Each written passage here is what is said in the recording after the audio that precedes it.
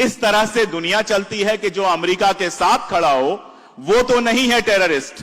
वो चाहे बच्चों को मार दे, चाहे हामला औरतों को मार दे। आप कल्पना कीजिए, शैतान का हाथ भी एक बार कांप जाएगा गर्भवती महिला के ऊपर गोली चलाने में।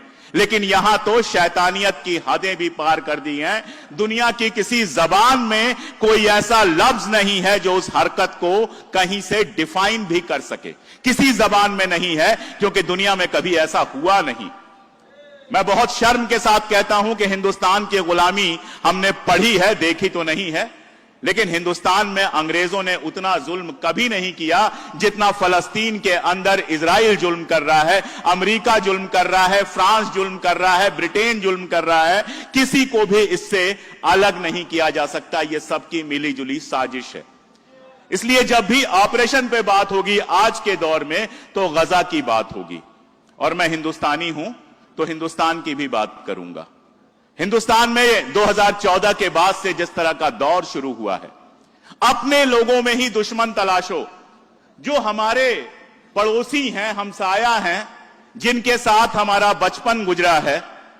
मेरे गांव में ताजिया आता था, मेरे दरवाजे पर आता था और मेरे बाबा और दादी निकलते थे और वहां पर जो कुछ होता था वो करते थे। इस तरह के माहौल में हम बड़े हुए और अचानक हमें बताया गया कि मुसलमान तो दुश्मन है।